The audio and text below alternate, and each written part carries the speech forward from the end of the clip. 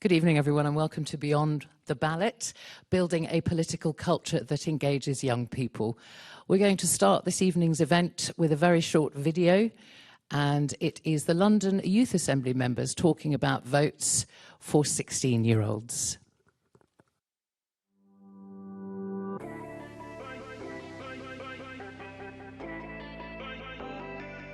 I think it's a really big change and a really big step, but I think what it has to come with is the right political education. Political awareness is something I'm personally really passionate about, and I think we need to ensure that all young Londoners receive the right political education to accompany this change.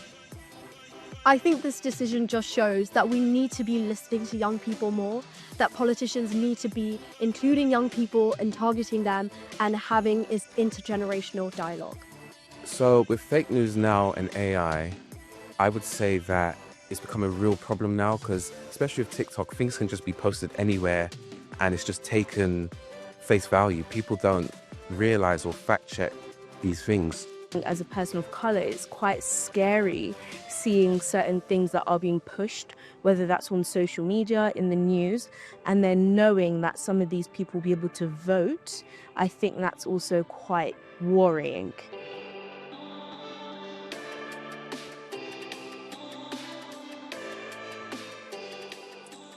To introduce this evening's event and welcome you all here, please, let's hear it for the Chair of the London Assembly, Len Duval, OBE. Thank you very much and good afternoon to everyone that's here today. I'm very pleased because I was part of the original decision-making of all the political parties that were then represented on the London Assembly to decide to promote this event. And it's on one of those rare occasions where I think the political groupings, including one of our political groupings that's not represented tonight, are in agreement that actually not just that votes matter, that actually we might need to consider changes within our political system. We might not all agree on which changes we need, but it's important that there's a debate and there's a conversation to be had, and we want to be part of that conversation here in the London Assembly. So let's be very clear. Your votes matter, young people, old people alike. It's only right that we ask and make sure everyone gets the most out of exercising their democratic rights, and how we make sure younger voters in particular have their voices being heard. We know that younger voters' turnout is in lower numbers than older voters. And there is a problem. That's a problem for all of us. It's not just a problem for younger people, but it's for all of us, especially now that the voting age is being lowered to 16. One reason for the lower turnout might well be the voting system. The first past the post system has merits, but we can recognise that some see as the downsides too. Most systems have a downside as well as merits, but actually we need to have a discussion that does it always have to be what we've done in the past? Is that right? Is it appropriate? What's the best way forward in terms of this debate? So it can lead to governments that are out of step with the priorities of young people, as it incentivises politicians to talk about the wants and needs of small numbers of swing voters. It may encourage people not to vote if they live in safe constituencies and feel that voting for different candidates won't make a difference.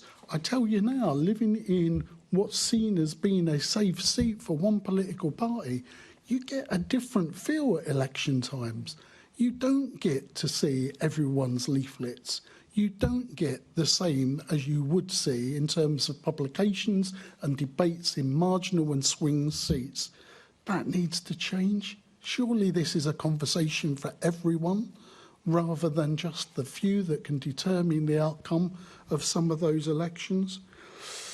So the system may encourage people not to vote if they live in those safe constituencies, as I've outlined, and feel that voting for different candidates won't make a difference.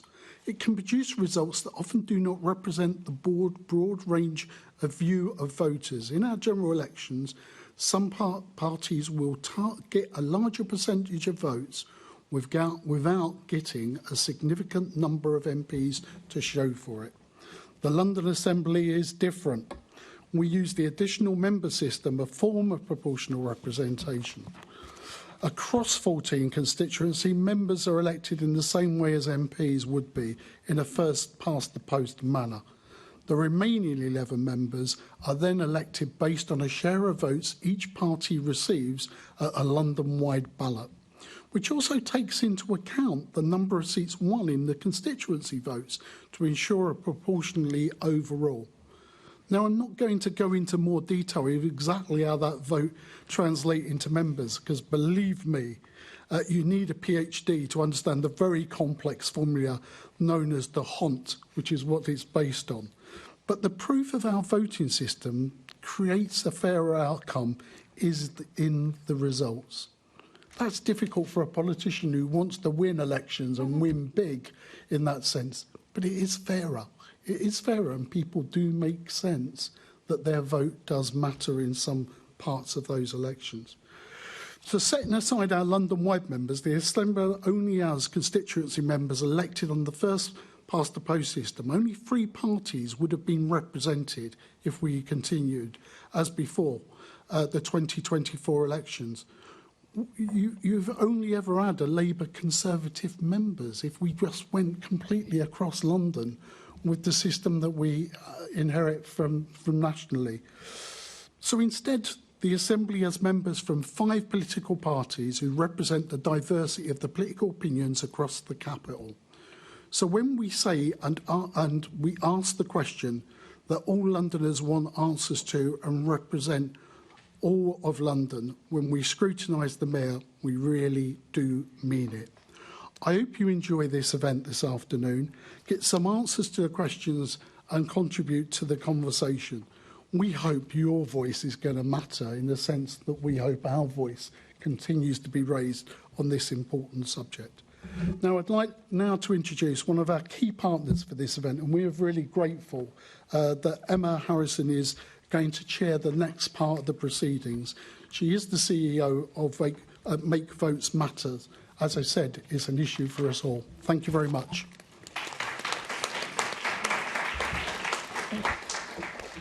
And thank you, Assembly Member Deval, for your kind welcome and for laying out so clearly why youth participation in elections is so vital. And thank you for inviting us to be part of your 25th anniversary of the London Assembly celebrations. At Make Votes Matter, we are committed to campaigning for a fairer, more equal democracy where all votes count. And this London Assembly is a shining beacon, and we really hope that the other chamber, just down the Thames, follows your lead and switches to PR. Today we're really discussing, though, how we build a political culture that engages young people and how we dismantle the barriers that prevent people from participating. We have this amazing cross-party panel here today, and I'm going to introduce them one by one. But what we've asked them to do is, for their opening remarks, is think about what encouraged them to participate in politics and what their earliest memory, and some of them are looking surprised, what their earliest memory of being engaged in politics was like. I'm going to start off by inviting my Assembly member for Ealing and Hillingdon, I believe. Is it? Yes. Yes, just checking. Ealing's the important part. I can say that.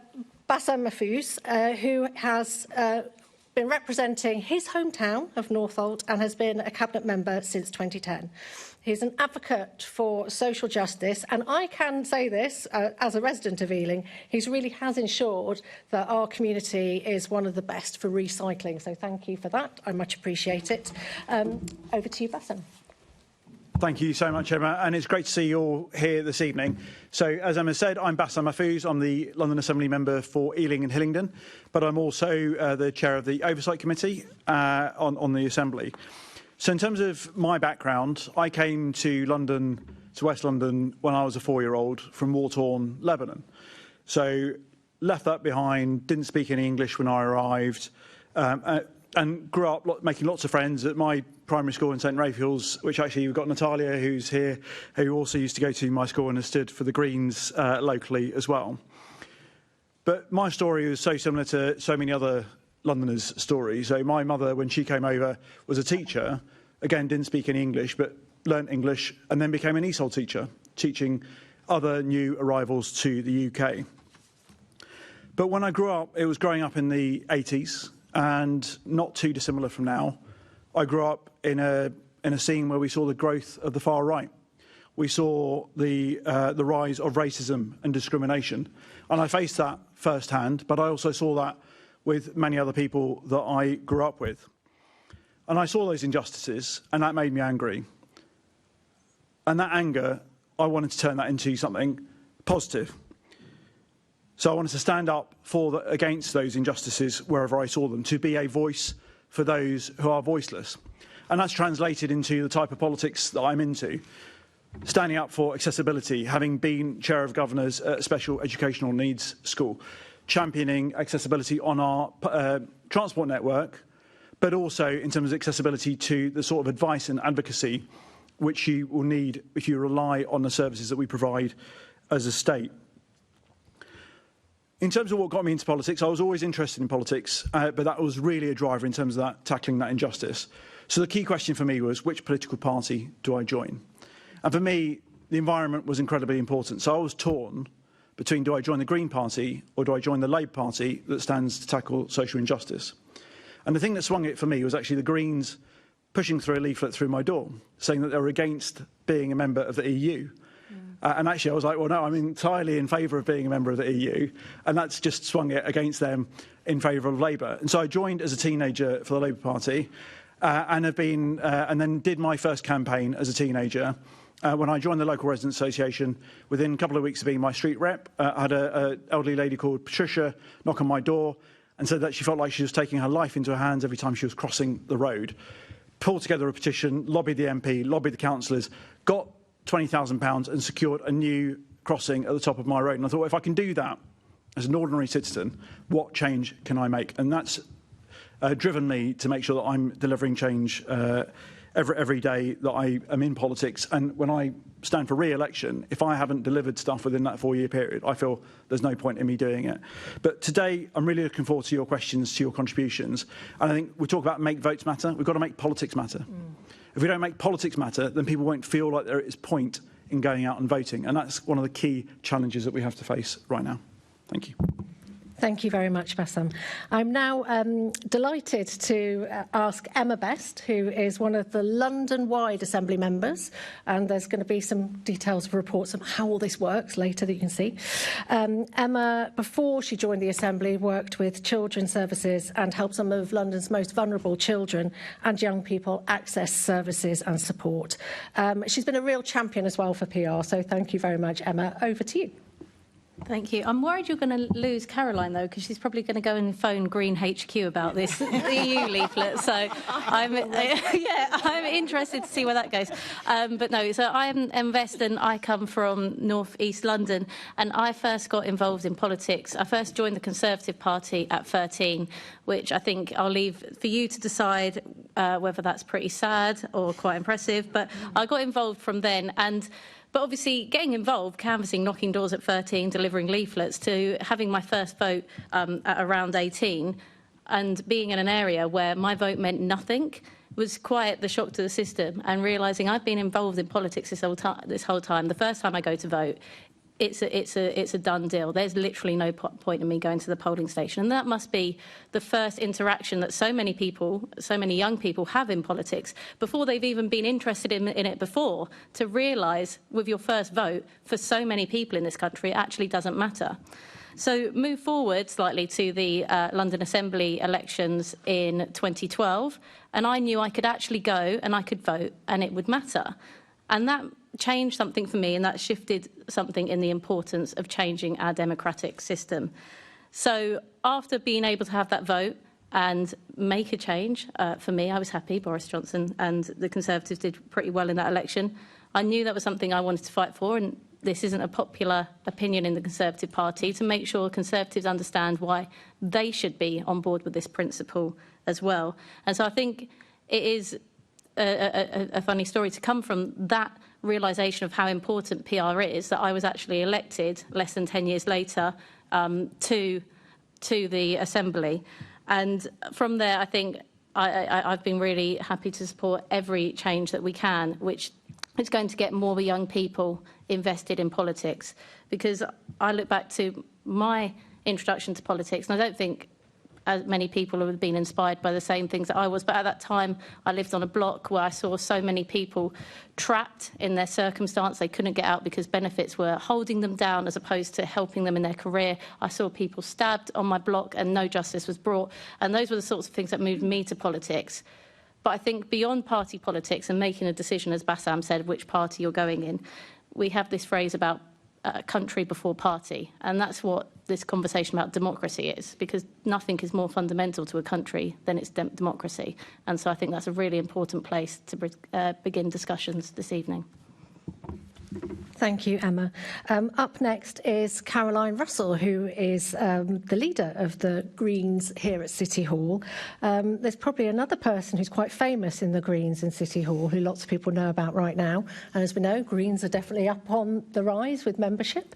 Caroline, another cause close to my heart, cares a lot about walking and cycling and making sure that people are safe when they walk and cycle, which is great, thank you.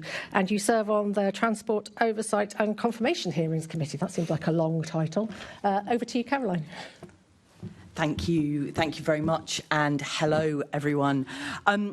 Very ironic that Bassam got his weird green leaflet. I really cannot find anything that says that there's been the odd person who has been a rogue sidebar person who's had the view of not the EU not being a good thing, but I literally can't find anything. But my first political experience was campaigning to join the EU back in 1975. I was a child, and I remember the rally that we went to with my parents because someone rolled a very heavy thing over my foot, and it turned out to have been Ted Heath, who some of you won't have heard of, but he was Prime Minister. But anyway, the reason that I got into politics is because I wanted to be able to have some agency in making policy to prevent people from being killed and seriously injured when they get around our streets. And the thing that really prompted me to look into joining a political party was that a child was killed on the way to school. Her buggy, she was 4 years old, she was called Zara Adams. She would now be about 29, like my middle child. And her buggy got caught under the wheels of a heavy goods vehicle just down the road from where I live. And as a kind of mum, local campaigner, I got involved in a scrutiny at the town hall about looking into what had happened and what could be changed to prevent a terrible collision like that ever happening again. And I had studied as an engineer, so I knew a bit about civil engineering, I knew a bit about roads and road design, and I just found that the way that everyone in the town hall was talking about this awful collision, it was almost as if they were blaming the mother. And that just seemed to me the most incredibly unjust thing. And then it must have been one of the London Assembly election periods, because this whirlwind of energy came into the room. It was Jenny Jones, who's a former London Assembly member from the Greens, and she started talking about road danger reduction and how you reduce the likelihood of anyone being killed or injured on the roads. And I just thought, that is amazing. And I then, I didn't get involved in politics immediately, but by 2010, I was so involved in politics locally in Islington as a local campaigner. I was actually invited to join the Greens, the Lib Dems and the Labour Party. And I chose the Green Party, which was not the quickest route to getting elected, but it is definitely the best decision I ever made in my life. And I've probably spoken quite long enough. Thank you. And it was quite a heart-wrenching story about why you got involved in politics, but I'm glad you did. So thank you. Now I'd like to turn to Hina Bakari, who is a real role model for many women in politics. She was the first Muslim female councillor in Merton, and she's a teacher and has founded 2 charities to help young people. So she really cares about the role of young people in politics. She was born in Enfield, and her dad was an inspirational head teacher in Tooting. So, Hina, over to you. Thank you. That was a really nice introduction. Thank you. Yeah, my dad actually was probably the reason why I'm involved with politics. He was somebody who actually never told me how he voted, but he encouraged debate in the House. So whenever there was anything on the telly in terms of the news or current affairs, he would encourage my brother and I to discuss all the discussive points of the debate, and we would then make our decision. And I think because of the way he brought me up, I truly. I kind of felt as if politics was actually a place where you could have these healthy debates at that point. I was quite young then, and wanted to get involved with making people's lives better through working with others. And I actually do believe that that's how good politics is when you do work with others. And I think the London Assembly itself is such a good reflection of how people do work so well from different parties and be able to come up with plans and recommendations that will really benefit London. But my first earliest memory, and I'm going to tell a little slightly embarrassing story about my earliest memory of getting involved with politics, was I was doing A-level politics, and we decided in the school to do a mock election. I had pretty much decided that I was a Lib Dem from a fairly early age. I absolutely loved what they were saying about how politics should be in terms of not extreme left, not extreme right, but having a sensible centre approach going forward. I thought Paddy Ashdown was a fantastic leader, and he really resonated with me. Unfortunately, during the mock election that I stood in as the Liberal Democrat candidate, Paddy Ashdown was going through a really difficult time in the media. And there was a terrible headline that said, Paddy Pants Down. And at that time, I had the Conservative candidate come against me by putting loads of posters of me with my pants down all over the school. Interestingly, that just made sure that I had loads of posters with my name everywhere, all over the school. Come the election, I got the best results ever in history, and I won that election with a stonking result. And I have to say, it didn't put me off. It did not put me off from standing as a Liberal Democrat in the future. It just showed me that, it's not an easy experience, politics. Sometimes it can get a bit rough and tumble, but you persevere, because I truly believe that we can improve people's lives. We can raise the voices of people who aren't heard. I've been, as a young person at protests, anti-war, Iraq war protests, Palestine, and things like that are still resonating with people today, even now. And as a mother of 2 young children, a 12-year-old and a 14-year-old, they're just as interested. They want to make sure that the world is a better place. They are just as engaged, but it's not easy for young people these days to really get heard. And I believe that is why we need to change the electoral system. They're turned off by the fact that, what's the point of voting if my voice doesn't get heard? What's the point of voting if my vote doesn't matter?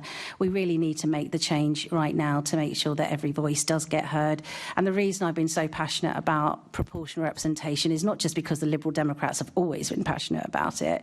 It's because I believe that if we're going to truly reflect our electorate, we need to be able to appeal to all votes. And that means there's a lot of people in diverse communities right now who feel disengaged too.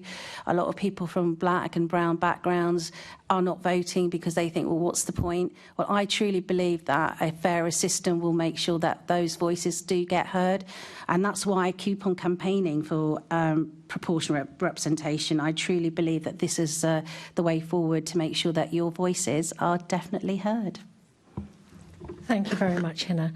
And the last Assembly member we're going to hear from, look to your screens, please, is Alex Wilson. And talking about parties on the rise, Reform is definitely soaring in those polls. Alex, he was elected as another one of the London-wide Assembly members in May 2024 and is a member of the Audit Panel and serves on the Health and Confirmation Hearing Committee. Alex, over to you. Great. Thank you very much. Firstly, I'd just like to apologise for being online rather than in person. It was a diary mishap entirely of my fault, so I do apologise for that. I would much rather be physically in the room with everyone, but I was very keen to support the event anyway. So thank you for the team managing to facilitate that. I grew up in a household, and I suspect it's a common theme for some of the other panelists. Grew up in a household where sort of news and current affairs and politics was always being talked about, kind of in the background. My parents didn't, force me to show an interest in it, but I think were quite pleased when I did. And so, like Emma, I joined the Conservative Party when I was quite young. I was actually 15 rather than 13. But similar sort of age, but I actually took the first step to go out campaigning even younger than that. So my first political memory, I was kind of thinking about this earlier on and trying to get a handle on when it first was. It would have been during the 1994 European Parliament election, which was the last one of those elections that was held under first past the post using the old very large constituencies. My dad took me out leafleting in the village where we lived at the time, and that was my first step involved in politics. And then subsequently, once all the results were declared, I'm going to say a word that probably nobody else in the audience will remember: CFAX. Anyone remember that? I was writing down the results from CFAX into my little notebook, and that was my kind of start of my love of collecting election results and spreadsheets and graphs and all that kind of stuff. So yeah, goes back quite a way. Makes me feel quite old now. But the first motivation for getting sort of fully involved in politics, it would have been after the 1997 general election, when, of course, Tony Blair won his first massive landslide majority. At the time, he seemed utterly hell-bent on forcing the UK to join the European single currency, and sort of teed it up as being inevitable, and in particular, taking young people's endorsements for that for granted. I think gaslighting wasn't really a word back then, but the way that he approached that subject, I think, would fit any definition of it now. So, of course, back then the argument was over whether we joined the euro or kept the pound, and with it our independence in monetary policy, rather than the wider question of EU membership, which obviously became a question later on. But certainly at the time, Blair was pushing it, taking young people's support supposedly for granted. And we had someone from an organisation called the European Movement who came to give us a lecture at my school, again, pretending it was inevitable and there was nothing that we either could or should do about it other than get on board.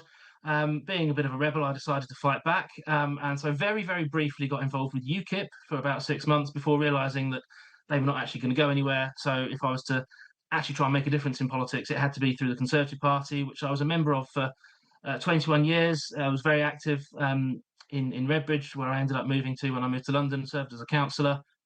But ultimately, I moved parties during the second lockdown, and it was that same kind of determination to not be taken for granted. That's what prompted my move from the Conservatives to Reform, I think, over lockdown, which as a public policy choice was devastating for so many people, economically, socially and culturally, and in particular, young people. And the thing that really crystallised it for me was one of my nieces, her best friend was sadly dying from leukemia, and had reached the end of the road in terms of treatment, was unable to receive any more treatment. She was going to die at some point very, very soon.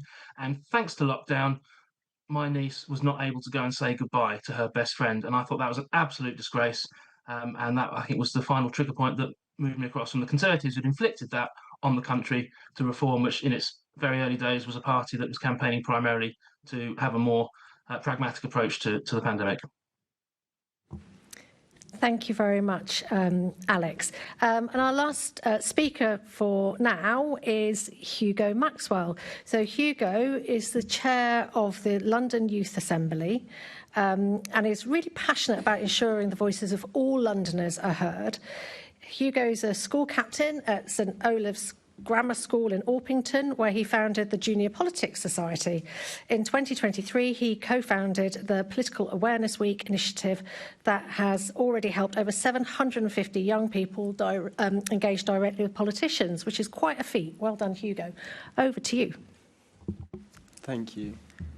In the 2024 general election, we saw around just 40% of 18 to 24-year-olds voting.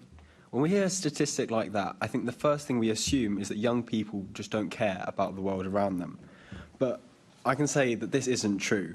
In fact, what I see time and time again talking to London Youth Assembly members and others in my borough is that young people do care about issues like crime, about economic opportunities, about the environment. If you want proof, it's why the London Youth Assembly exists. We are a non-political organisation, and we aim to ensure that young Londoners are heard and understood by policymakers. It's just that young people no longer see voting as a way to make a difference. I'm Hugo, a 17-year-old from South East London, and this question of political engagement is exactly how I got here. When I was 14, as you mentioned, I set up an initiative at my school called Political Awareness Week, where we brought in speakers from across the political spectrum and held 15 events. And it's exactly this sort of direct engagement with young people that we need. This provides three clear benefits, as I see it. Firstly, practical education. Young people in London and beyond feel poorly informed about politics and elections, with London Youth Assembly members repeatedly raising the failure of citizenship and PSHE lessons in our meetings. What's more, engagement with politicians provides the best possible education because it's practical. Secondly, fresh perspectives. Young people bring those different perspectives that we need, and they help create a political culture that's often criticised for short-sightedness. Look to the future.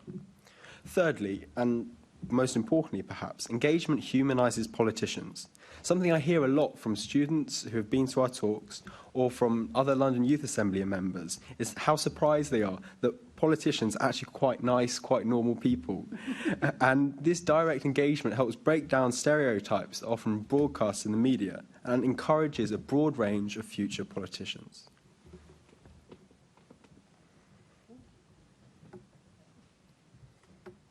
Thank you very much. And actually, I'm going to stand here because we'll do a bit of a Q&A now. But I think that humanising element is so important. And hopefully that lots of you today here will see that politicians are just like you and I, and hopefully encourage more political activism. We've got a series of questions here that we are going to put to the panel, but this is really about you. And we have got some roving mics. So if you have got questions that you'd like to ask, please start thinking about them and show your hands, and we'll get a mic in front of you. But to the panel, I'm going to ask, and maybe Hugo, I'll just start with you. What do you think the barriers to engagement, you've hit on some, but are for young people in politics today? Well, I think ultimately young people just don't feel they have a part to play in politics. They don't really see traditional levers of democracy as a way to make a difference. They care a lot about specific issues, and I think, as you've all highlighted, people's journeys into politics start with these small-scale local issues that they really care about. It's just they no longer see voting and any sort of engagement with the political system as that way to connect and make the difference. And I think that's really why it's so important that they're engaged in different ways. I think there needs to be understanding that current political engagement doesn't work for young people. They don't feel like they're being approached and asked, and maybe votes at 16 will have an impact on this, but I think single-handedly it won't do anything. It needs to be accompanied by more direct engagement with young people that engages them on the platforms they use, in the places where they are, in order to ensure that they are included in the conversation just as much. Thank you. I saw a lot of nods, actually, when you were saying that, so maybe we'll explore some of that in a bit. Alex, can I come over to you for your perspective about the barriers for engagement? Yeah, sure. Sure, thank you. It's a really, really good question, because if there is to be legitimacy and consent and acceptance of the political process and the democratic element to that, then obviously people need to feel they can get involved and engaged. And I think perhaps sometimes the political parties themselves are not particularly welcoming, or if you have young people wanting to get involved and join, then they're seen purely as a source of legwork, leafleting, campaign activity, which is great and important, and obviously, it needs to be done. But actually, are the parties really as welcoming of embracing the ideas and the thinking that young people can bring to it? I would say this because I have to, but I do genuinely think that reform is slightly different in that regard. In that we don't have a formal youth wing. It's an argument that's been kind of rumbling on inside the party for a while. Should we do that or not? And some people say yes, we should. And when I joined the Conservatives, it was through the Conservative Youth Wing, which at the time was called Conservative Future.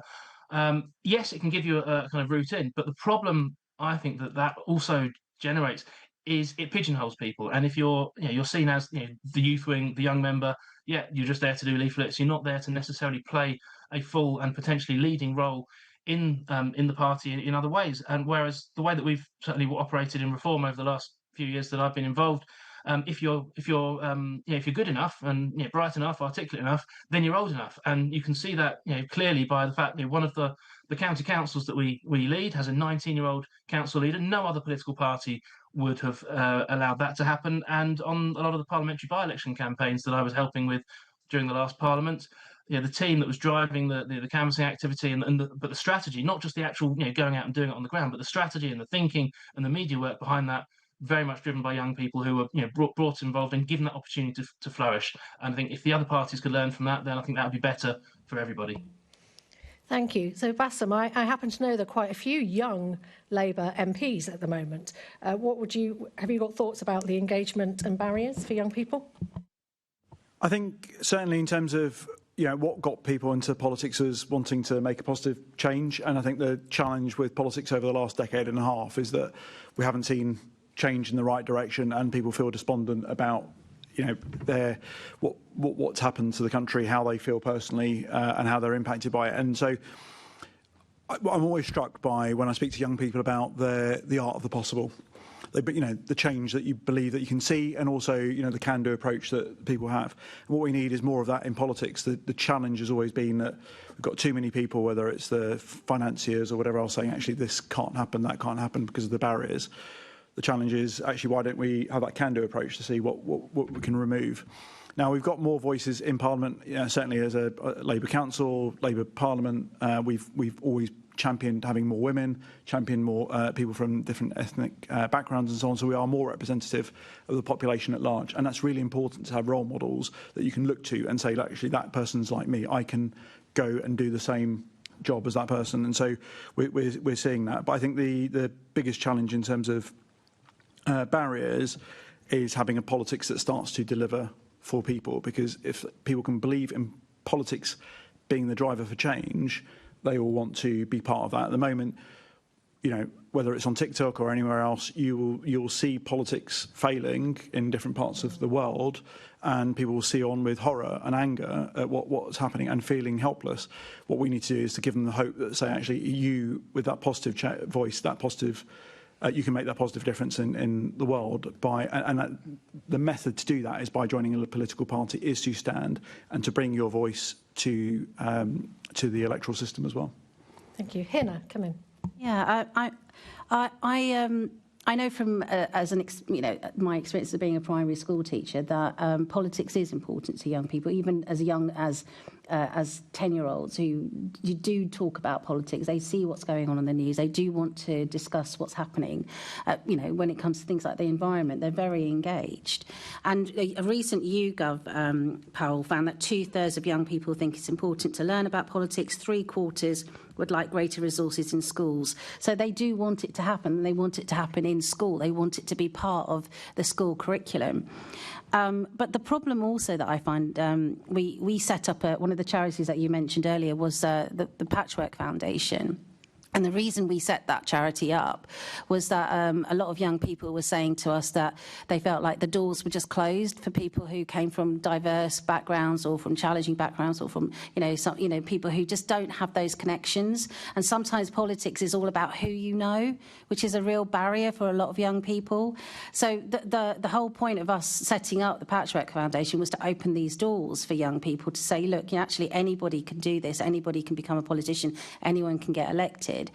But at the same time, those closed doors is still very much entrenched into our system. And I think that is a massive barrier that we need to tackle. It shouldn't be about the fact that, you know, I know somebody who's an MP, or I know a councillor, or I know somebody who is connected in the community. It should be about the person themselves, that they have the right qualities, they have the right approach to wanting to make people's lives better. That's why you should get elected. Absolutely. I'm going to ask Caroline to come in and then Emma, but if you can start showing your hands, because we've got some mics, and I will make sure we get to you. Thank you.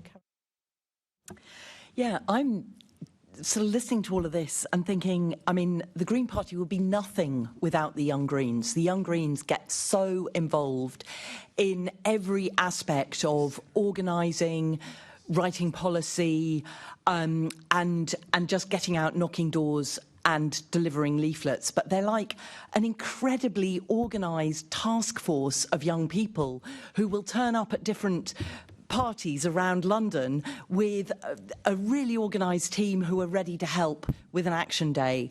And we have a scheme called 30 Under 30, which is for 30 people at a time who are under 30 years old to get involved in this special scheme of training and mentoring, which actually enables lots of young people to become councillors. And just thinking about the young people under 30 who are councillors in London, there's Ria Patel in Croydon, there's Nate Higgins in Tower Hamlets, and there's Liam, I can't remember his surname, in Hackney.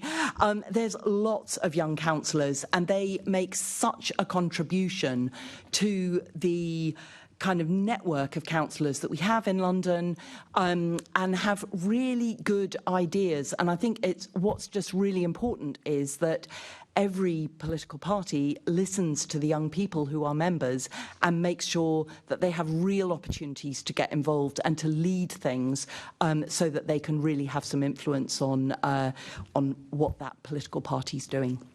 Thank you. And Emma. Thank you. So I guess it comes back to the first point I made this evening, and there is something around the voting system, because I think it's naturally the same barrier for people across the UK, and that's no different with young people, right? For example, we do have a voting system that does not encourage people to be involved. But I think one of the most important points, especially for young people, is the level of political debate in this country. And if putting your head above the parapet means that you're going to get a volley of abuse, if we can't have civilised debate, then people are not going to go for that. Look, the fact of the matter is, politicians will always fail you. Political parties will always fail you. And unfortunately, as Labour and Conservative members who have actually run the country, that means that there will be a level of disdain for us that the other parties, well, the Lib Dems have now experienced it, but that the Greens in Reform are yet to experience. To start off with that level of disdain, because politicians have let you down, it is hard to break through that, and we do need to raise the level of debate in our country so we can speak civilly with each other, so we can reward good ideas, not jibes. Because I tell you now, if I go on Twitter and say something rude about the mayor, I will get thousands of retweets. If I try and give a nuanced policy idea, it will have no engagement, and that is unfortunately the level of our politics. Sobering, but thank you very much. So we've got someone here, and that'll come to you at the back. I'd also really encourage young women to be brave and put their hands. So we've got a woman there. Thank you very much. Could you just give your name, and if there's someone particularly you want to direct your question to, please let us know. Yeah, my name is Clay Shentrup. This is to no one in particular, but I'm from the States, if you can't tell. I co-founded a nonprofit called the Center for Election Science, and we've managed to pass a thing called approval voting. It's not proportional, but there's a proportional form of it. But we have this thing in the U.S., the ballot initiative process, which is really interesting. In a majority of states, not all of them, but many, citizens can just go collect signatures at their little local city level. And, they can put an initiative, a question to the voters, and if it passes by a majority, it is instituted. We now have something like 55 or so cities and 2 U.S. states that use alternative vote. And we managed to get approval voting passed in 2 U.S. cities. Actually, the Republican Party of North Dakota just banned it in North Dakota, so one of those cities now no longer can use it. They've reverted to first past the post. But in my home of Portland, Oregon, we've also managed to just adopt single transferable vote. So we have proportional representation. We're one of like 4 or 5 U.S. cities that does that. The thing that's really nice about that is that it gives you this incremental path where you don't have to do an all or nothing approach of we're going to reform the entire United States government. We can demonstrate it working on a local level. We can go to a county or a state level.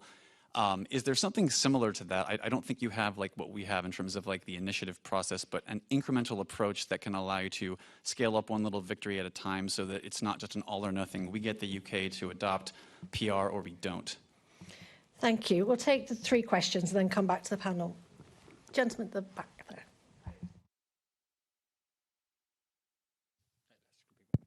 Hi, thank you so much. It was actually really heartening to see how there was intra-party consensus of sorts, or we had voices from different parties.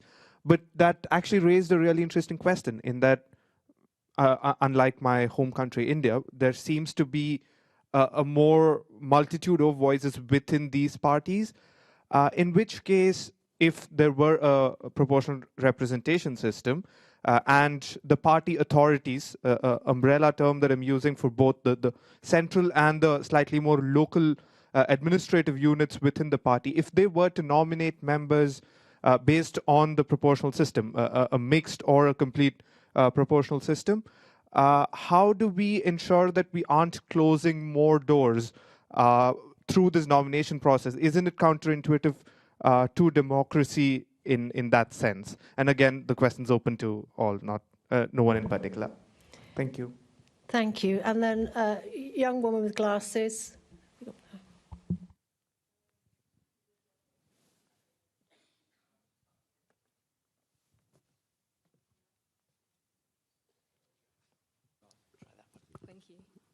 Thank you. I'm Natalia. I'm here from the Young Greens. And the first time I stood for council, I was 18. And I remember that I got tons of really horrible comments on social media about my age, saying I'm too young, what do I know, isn't it my bedtime, and so on. And I know that I'm not the only one it's happened to. I've seen it happen to a lot of young people in politics of all parties. And so I suppose it's very clear that in our circles, we're all very supportive of young people in politics. But unfortunately, society isn't like that. And so I suppose, I know it's a hard question to answer, but I wanted to know the panel's thoughts on how we can address that issue of the hostile culture towards young people within society in general, as opposed to within political parties. Thank you. And panellists, you can take whichever question or number. Emma, I just wondered, I thought particularly that last question, you might have something to say about it, considering your experience online. Okay. I thought you were going to say because I was very young, but okay. And of course, fair enough. No, I would point out I'm actually not the youngest Assembly member, even by 2. We have 2 more Conservative Assembly members that are even younger than me, which is I'm fuming about. But no, I would, coming onto the online hate, that is, I guess, it comes a little bit back to the level of political debate. You're never going to get past that. For whoever you are, for whatever reason, there's always going to be a reason that somebody's going to try and tear you down. That might be that you're too old, that might be where you come from, what you've done. But I remember particularly when I was first elected, a little bit older than you, but similar, and getting comments around, what do you know about life? And it's like that question could apply to anyone, right? And I could live 80 years and I'm never going to be able to represent everybody's life in London or where in the ward you are. That's just not how politics works. So I think in terms of the online hate, unfortunately, there is this bit of thick skin that I think, unfortunately, politics does require of you, and there is no getting past that. But I think it is really good to pay attention to, for every hate comment, I think there are people that are extremely supportive of, like this room, that you can come together and talk about why it's important to have young people in politics. I don't think you could really gather a room full of people talking about why we should keep young people out of politics. And I think that's what outweighs on that. On the other questions, just around, so I think there has been small incremental victories when you see the devolved powers of the UK and that they all use some form of proportional representation, which kind of shows if we thought in the newer systems it was the best system to use, that's probably reflective of what we need on a wider scale, but also to the other question as well. I only think there's one version of this that works, which is the additional member system, and I think that's what Parliament needs. Caroline, would you like to come in next? Yes, I mean, I'm really sorry. I mean, those comments, you know, isn't it your bedtime? That is just absolutely it's outrageous, and particularly when you're running a campaign, you're doing hustings and you're putting yourself out there and actually offering yourself up to take part in the democratic process as a candidate, then it's just really cheap and nasty of people to be having a go online. But I think that's somewhere where allyship is really important, and it is incredibly important that, you know, all of us stand up for and call out that kind of horrible behaviour, because actually politics doesn't have to be like that entirely, and there are lots of people who are quite capable of having different political views but having a civil conversation and discussion about it.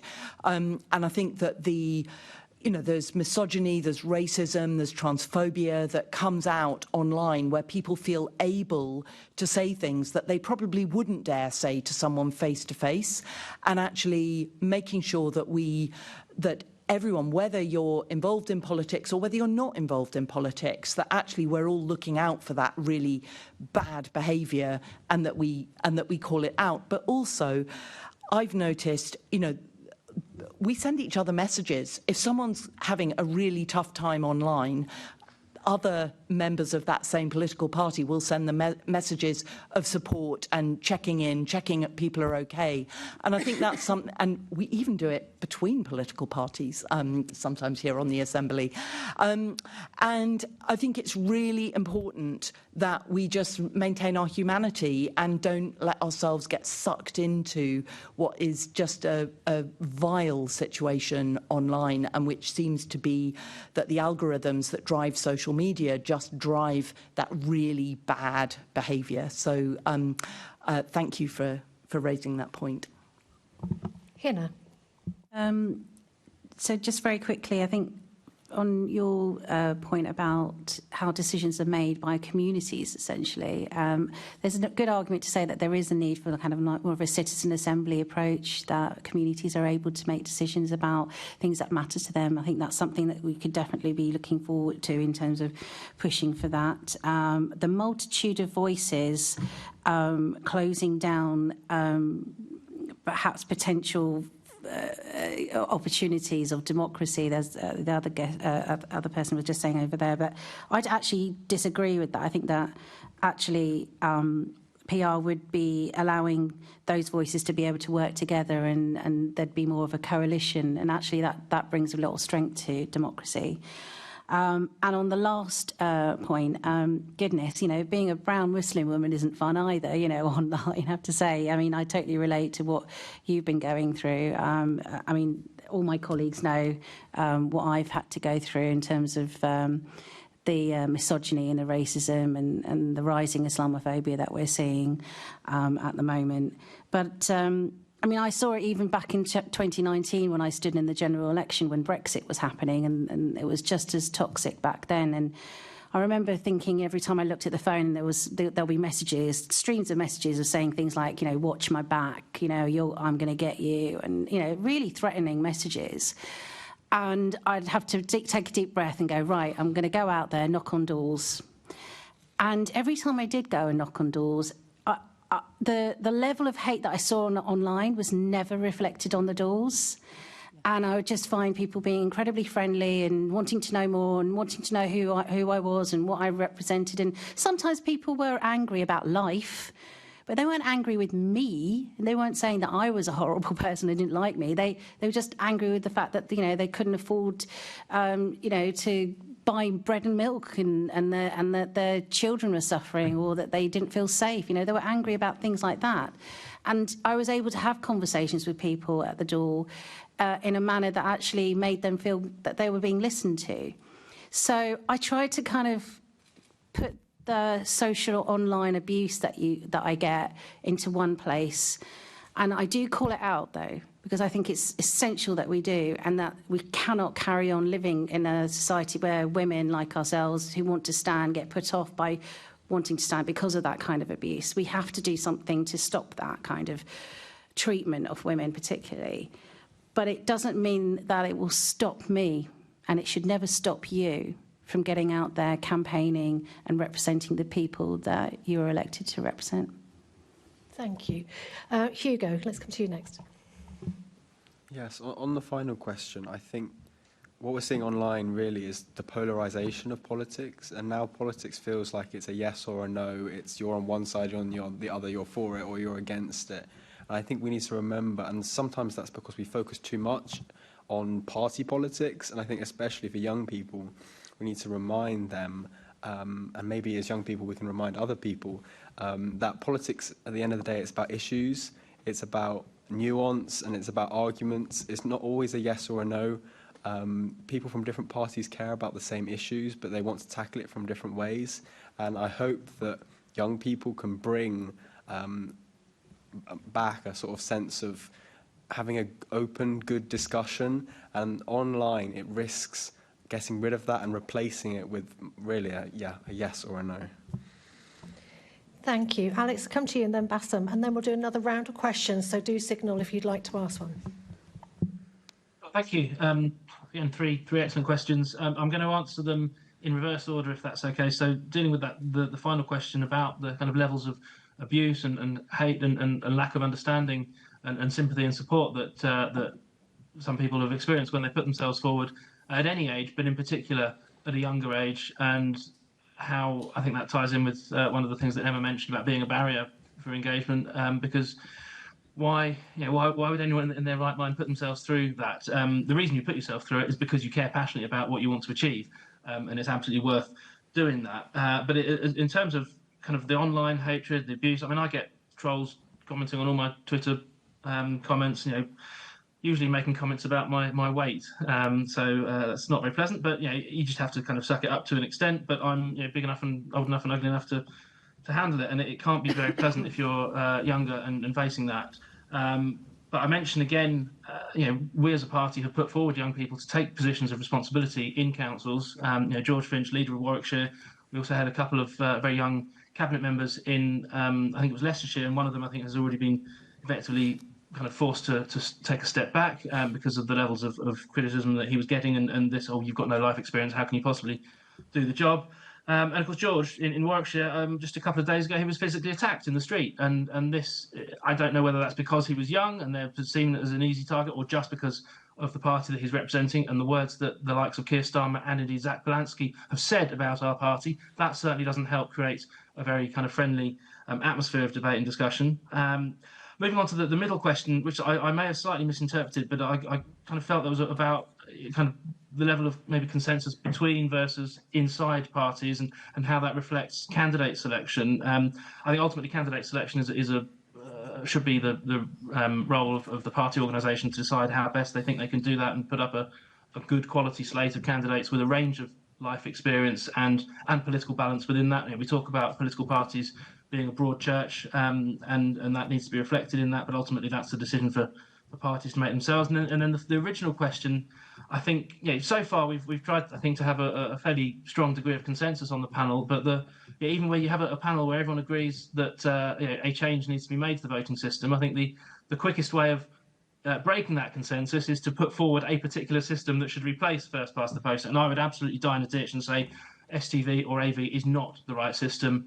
I don't believe in preferential voting at all. I think voting is a choice that you should make for positive reasons, ideally, but it should be a clear choice that you're making either for a particular candidate or for a particular party, and that is your choice, and that is how it should be counted. It shouldn't be your third, fourth, fifth preference ultimately gets reallocated and is weighted the same as someone's first individual very clear choice. So, like Emma, I would agree that the AMS system is, I think, the best system. Enables you to retain a constituency link. So if people have got local issues, casework, those kind of things that need to be addressed on a local level, the system allows for that, but at the same time allows a more balanced approach to the composition of the chamber as a whole. And here in London, with the Assembly being elected the way it is, I think, generally speaking, the quality of debates and discussions that we have, both in the formal meetings in the chamber and in the Assembly itself, but also really importantly on the committees, I think they are better discussions. They lead to better recommendations as a result of having that broader spread of opinion taken into account while we're having those discussions. Thank you. Bassam, can I hand over to you? Thanks. First of all, Natalia, it's horrific that you have to go through that, and for anybody who's standing for election. And I think you highlight a challenge not just for people in politics now, but for young people in general. You're growing up in an era where you are living your life in public, whether you want to or not, because of the way that social media works.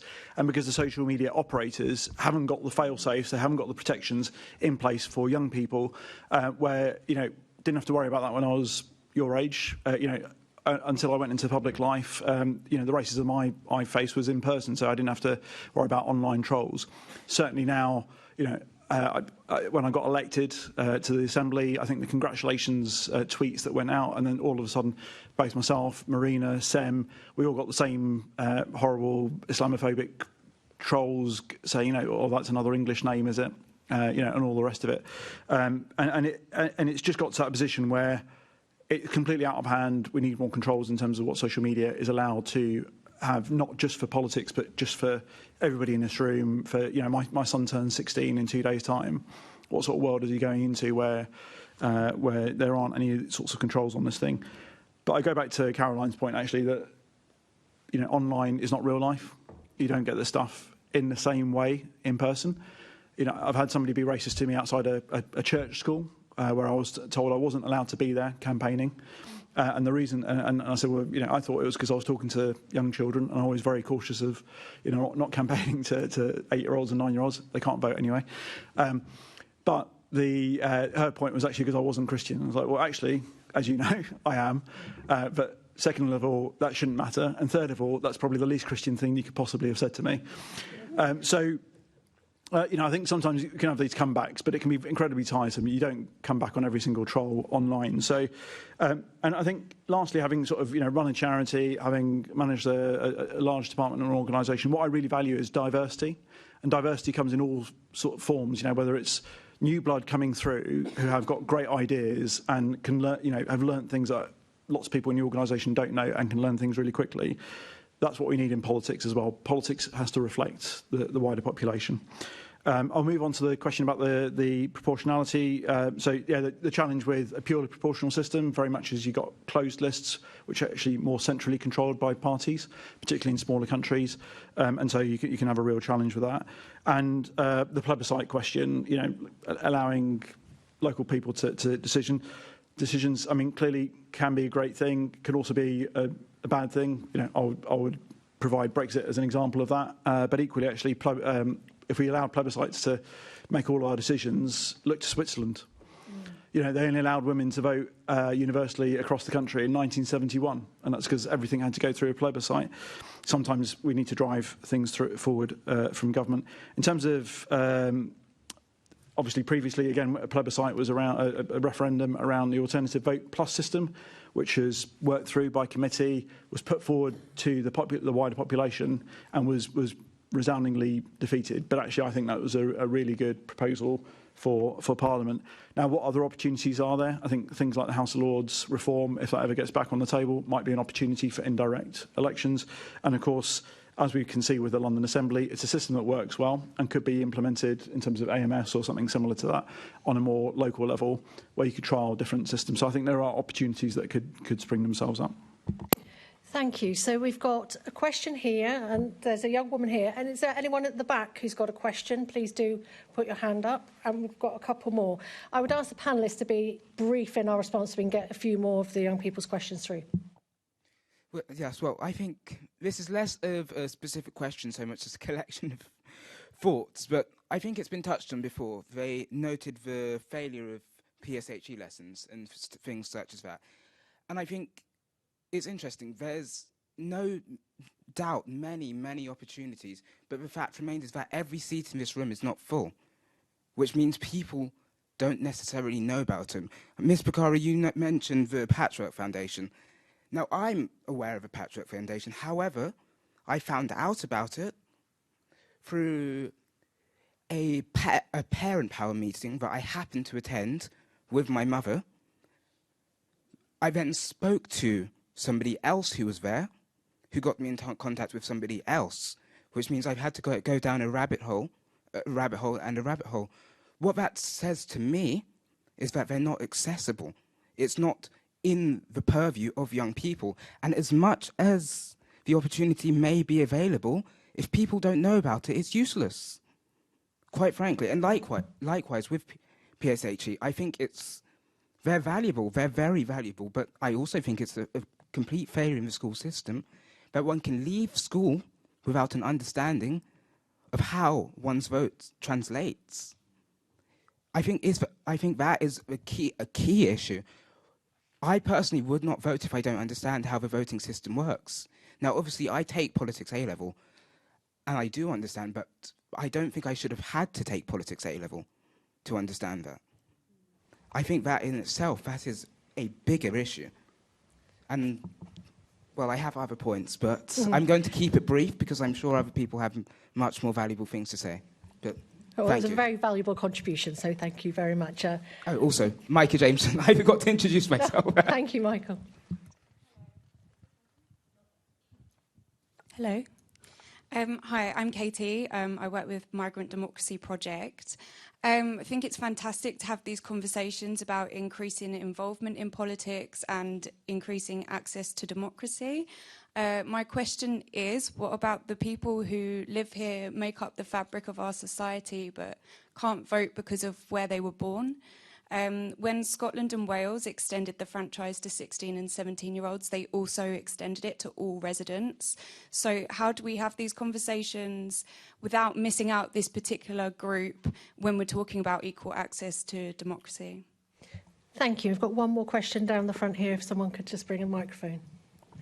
And we will do one more round, so do wave at me if you'd like to ask a question. Hi. My name is Ala Tchaikovska. I'm a student at the University of Bath, and I'm really interested in youth engagement in politics. And as Hugo has mentioned, only about 40% of young people that were eligible to vote voted. And we're looking at forms of traditional participation in politics. However, I think a very important point to mention is what about alternative forms of engagement in politics? We have seen a rise of young people protesting, a rise of digital democracy. And one point I think is important to raise is dismissing all online discussion as divisive, as polarizing. That may be the nature of many algorithms and apps that this conversation occurs on due to partly lack of regulation and private interest. However, it is still important as a form of engagement. And another thing I think is important to mention is the lack of safety and the dismissal of these forms of participation through legislation such as cracking down on specific organizations or militarizing protest. So would you have any comment in regards to linking legislation, existing legislation, to increasing youth participation? And if we can bridge the gap. Yeah. Some very well-informed people. We're going to go right down the line, Bass, and right to Alex. So just take it. Thanks. So I think, Michael, absolutely. We've all got a part to play, and I was in a school just yesterday actually talking to primary school children in terms of the importance of politics. They were doing a vote for a head boy and head girl.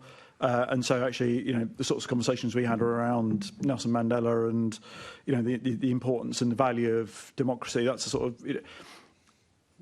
how important voting is. And actually, we take for granted all so often, that voting is a sort of opportunity that we can have, but we don't necessarily use. I think it's incredibly important that all young people have that as part of their education programme. Katie, we work closely with Migrant Democracy Project, and obviously Lara, who was a councillor in my neighbouring borough in Hounslow. We've supported the work that you do through a motion here at the London Assembly, and certainly I used to run a refugee charity. I always feel it was really rather bizarre that you've got an electoral system in the UK where somebody can come over from Australia on holiday and vote for the next government of the UK, and yet somebody who's lived here pretty much all their life, if they don't have the right status, can't do so. That can't be right, and we've got to fix that. And Ella, was it? Sorry. Ella. Goes back to the points I made about making sure we've got the right protections in place online, so that actually, TikTok can be a really great way to engage with young people, and obviously other platforms as well, but we've got to make sure that people feel like actually if you are going to go on there that and you're telling the truth on something, that you are going to be protected in doing so, and that, you know, that the algorithms help you to do that. Legislation, there is a social media piece of legislation that's gone through. The protections are supposed to be there, but obviously, you know, quite frankly, needs to be tighter. And I think in terms of, you know, the changes that we've got through, we'll be making as a government, as a Labour government, is obviously we're reducing the voting down to 16, so we are expanding the franchise to 16 and 17-year-olds. We are reintroducing the supplementary vote system for mayoralty, so that every single mayor that's elected across the UK, well, certainly across England, will be, you know, have the support of at least 50% of those people who go out and vote, which is, I think, is really important as well. And so, one of the things that I didn't mention before, but one of the pieces of work we did was around the English Devolution and Empowerment Bill, which the government is currently doing. And Caroline and Hina and Emma were all on the committee with me doing this piece of work. And one of the things I talk about in this is that we're at a crossroads in politics. And we need to rebuild trust. And be able to rebuild trust, we need politics decision makers to have real power closer to real people. And that means decentralisation. We're the most centralised country in the world, I think, up there when we went to see the OECD, up there with the likes of El Salvador and Guatemala. You know, this is not where we should be in league tables. So making sure that local decision makers have the ability to make the change that you ask for, and that means that whether it's local elections, regional elections or national elections, people will be more engaged to want to vote, because actually that vote will make a difference to their lives. Yeah, thanks. So on the first question, I think around PSHE, it's a massive issue, right? Like, form tutors cannot teach politics. What you need to teach with politics in education is more so critical thinking and the ability to break down arguments and debates and understand why there are different positions. And that is not something that form tutors, in between doing the register, trying to sort out who's on report that week, who's late, whose attendance they need to watch, whose uniform is, you know, not good or good, and perhaps giving out some awards. That is not something that they can take on as part of that task, and they are not, and they're probably teaching a completely different subject. So actually it's part of a lot of different shake-ups of the education system, I think, that we should make so that it is fit for the modern era. But one of those is, if you want to teach politics, we have to teach it properly at a younger age as well, not just for those that want to pick it. I think to come on quickly onto, Alex talked about breaking the consensus, so I won't take too much time in saying I disagree. But one thing I think we do agree on is that the regulations around voting are just completely wild and out there.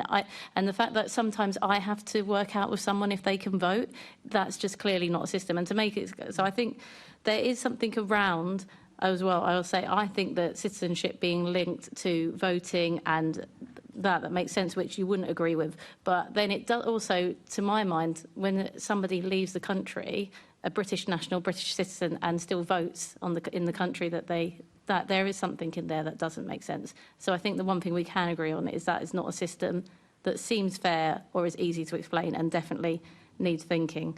And to come to the question, especially on the online world, I mean, I think the best thing on X is the community notes, right? And I think that is something that every political party has fallen foul of now, but exposes, I think, where we are. And Facebook doing something similar as well on putting context behind posts.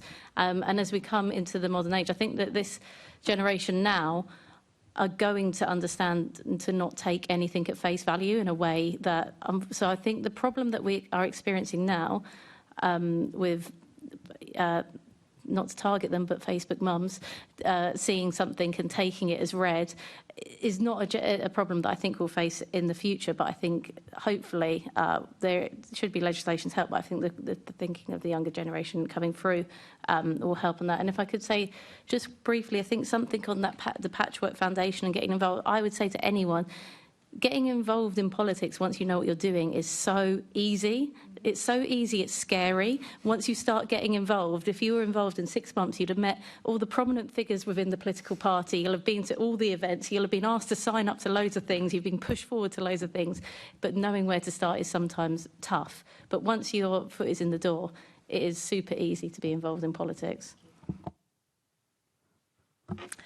So, first of all, Patchwork Foundation, absolutely brilliant organisation. They do such great work, and I've met so many interesting people through Patchwork. And anyone, just, you know, if you find out anything about that Patchwork are doing, get involved, because it's a really, really decent organisation, and that is really diversifying the engagement in politics and doing a really solid job on that. In terms of the Migrant Democracy Project, the number of times that I've had a really engaging conversation with someone on the doorstep, and then they say they're not able to vote because of where they come from.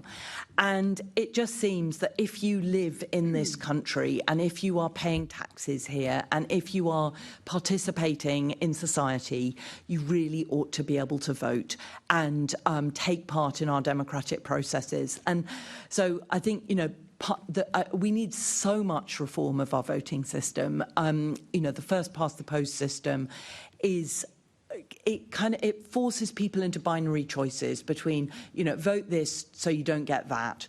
And that is such a negative way of making decisions. And I think it's one of the things about being on the London Assembly, where we do have a proportional voting system, where, you know, it means that we have a range of political voices on the Assembly, and we work together on our reports. We work cross-party, and when we're working best as the Assembly, it's when we work together cross-party. We get into a piece of scrutiny. I remember back when we were looking when Crossrail, which is now the Elizabeth line, was going horribly wrong, and they hadn't accounted for trains running on tracks and then getting the electricity from the tracks and then getting the electricity from overhead, and there was an explosion and everything went wrong. And we did a really good piece of scrutiny about all the things that had gone wrong, and cross-party had really clear recommendations that got a huge amount of attention. And I think it's the strength of a political body like the London Assembly comes from our much, much more democratic voting system that gets us all our places round the table. And then the question about protest and digital democracy. I think what's happening to our protest laws is absolutely terrifying. It is really shocking that there are young people in prison without getting bail, who have been arrested on protests, whether it's environmental protests or other protests. And it is really worrying the way that the protest laws are being constantly enhanced for the police, and that it is increasingly complex and difficult to protest safely. And if we cannot express our dissent, if we cannot express what we care about, then that is not a democracy, and it is really important that those policing rules get they really do need to be relooked at again, because it's all very well, you don't know who is going to have if it's about democracy, and if it's about our human rights and our ability to protest, then if the police powers are such that if you had a different government in control, you could have the worrying kind of situations that we're seeing at the moment on our screens happening in the US. And I think we just need to really, really think about what is happening with policing and protest, and look at that really seriously. Caroline, I'm afraid I'm going to have to move on, because otherwise I'm sorry. we won't get any more. We've only got a few minutes left.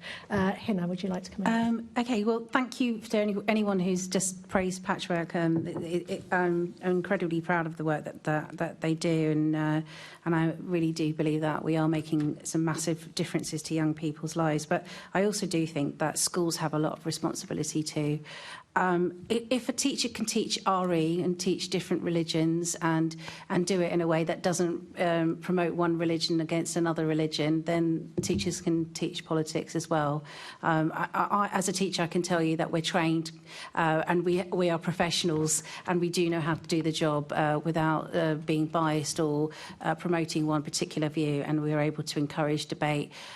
So I do think that there is definitely a place for schools to be able to teach democracy and teach about politics and political parties. And it comes to access democracy, we just need to make it easier to vote. Disabled, deaf and blind voters, all of these, people need to be able to have that same right that everybody else does. And I do think that there's just a need to remove the barriers that we are seeing. And very quickly on protest, obviously, when we deprive protest and the laws that being brought in at the moment, it's dangerous. It's dangerous to our democracy. It's and not allowing peaceful protests will only encourage what we don't want to see, which is extreme reactions. Allowing that peaceful protest allows for those voices to be heard, and that's a good thing. I think, Michael, you've hit the jackpot. I think fundamentally there really does need to be a change in how politics is taught in schools. I know there was some discussion earlier about form teachers teaching politics, and I think something raised by London Youth Assembly members a lot is that often they're not comfortable teaching the topics. I think some of them feel that they're out of their depth. Of course, that's not a reflection on them. It's the way they're taught it themselves. But also we know that students engage a lot better in these sorts of sessions when it's taught by other students, often older students. So whether it's by having a debate and a student's leading the debate, or whether it's having speakers coming into schools, or whether it's assemblies delivered by older students, we know that students engage a lot more when there's active political education. And I think this comes nicely onto something we're doing at the London Youth Assembly. So we voted political education as our most important issue for change. And I've set up a political education subcommittee, which we're now working on a survey of young people in London, because, as you've identified, Michael, there needs to be change. And as our final question mentioned, we need to reach people in the places that they are. Digital democracy has a huge power to reach disaffected young people, to reach young people in different marginalised communities. And ultimately, these technologies should be a tool to bring people together. They should help with the openness of politics and with accessibility. And I was at an event here a couple of weeks ago talking about registering to vote. And I mean, it took me 4 minutes. So when I did it a couple of weeks ago, it's just that young people don't know enough about it. But I think most people would know how to register to vote if they took the time. It's just they don't see it as an opportunity. They don't see it as a way to turn the things they care about into an action and into change. So I'm hopeful about the future. I think Votes at 16 has the possibility to change some of this and change some of the government's attitude about it, but it really isn't a silver bullet. And I think things like all students could be registered to vote in schools, alongside information about the importance of using the vote. We could even have polling stations in schools, and there's huge evidence to suggest that people who start voting when as soon as they can, vote throughout their lives. I think it was in the Scottish referendum they had 16 to 18-year-olds voting, and 97% of those who voted said that they would vote again in that age category. Thank you. And Alex, I'm going to come to you, and then I'm going to ask you in 30 seconds to tell me what makes you optimistic about the prospect of engaging younger people in politics. Thank you. So you're conscious of time, so I'll be brief with my comments. I'll take the second question first. So about access to effectively joining the electoral register, being able to vote, sort of widening the franchise. I'm afraid I'm going to have to disagree. I think that it's entirely right and proper that that voting rights should follow citizenship rather than residence. I think it's important to be able to demonstrate having a long-term stake in the community, in society, before being able to take those decisions. That's my personal view. I think it is both a right but also a privilege, voting, and should be treated in that way. I spend a lot of time in France. I'm fascinated by French politics, but I don't have the right to vote here, notwithstanding the fact that we spend a lot of money here, pay local taxes, but I don't have a right to vote, and I don't expect to have a right to vote here either. go back to the first question about education and understanding and awareness of politics, I think schools and the education system absolutely should have a role in preparing people for life. Part of it is about your academic journey and what you go on to do next at college or university or apprenticeships or all sorts of other things, but also part of it is just preparing you to understand how the world operates. So things like what voting is, what Parliament is, what the process is, absolutely should be part of the curriculum.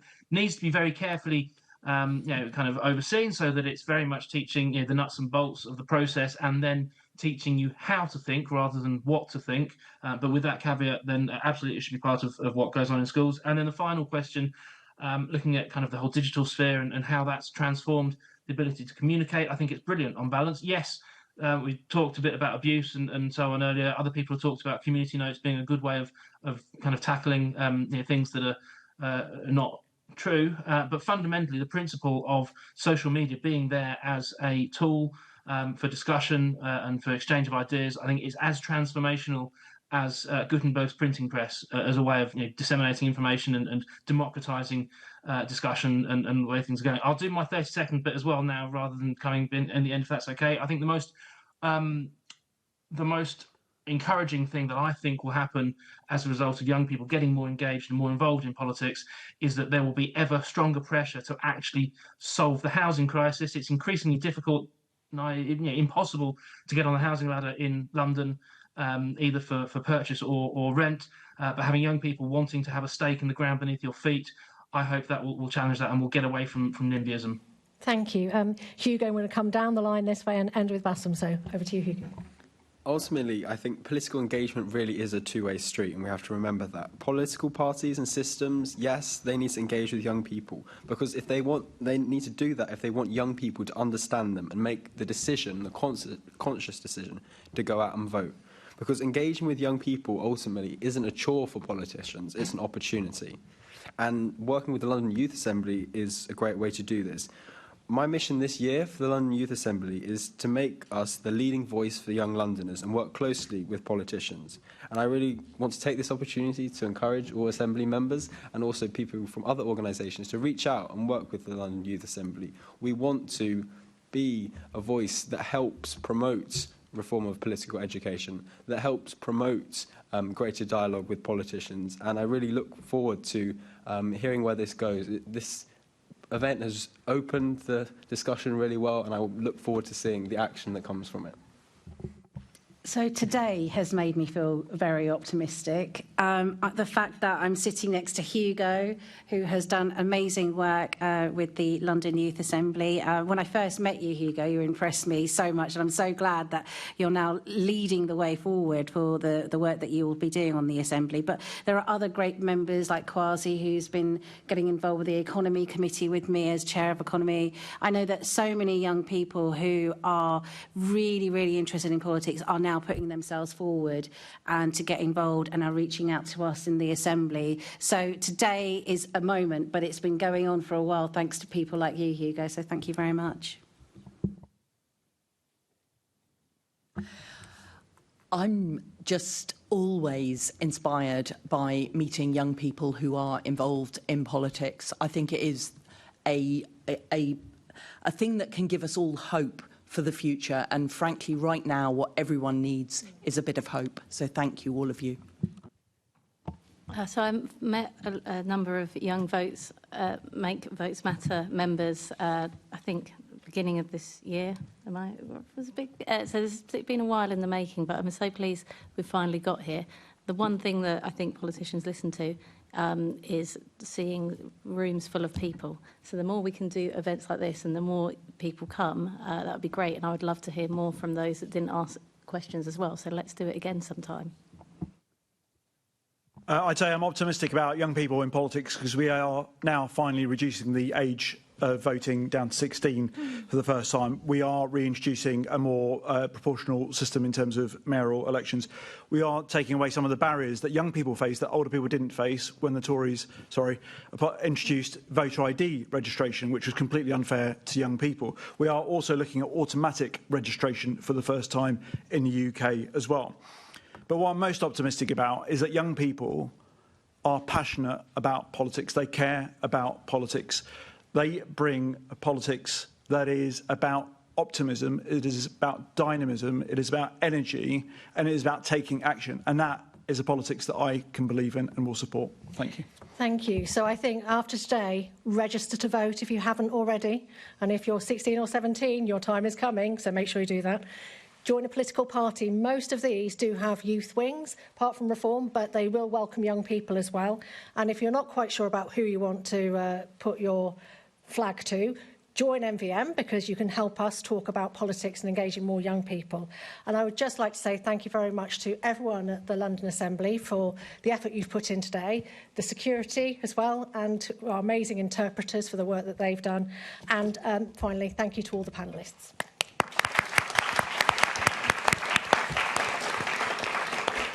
I believe there's some refreshments, so if you fancy grabbing a cuppa, we can go and do that now. Someone's going to lead the way, no doubt. Sorry.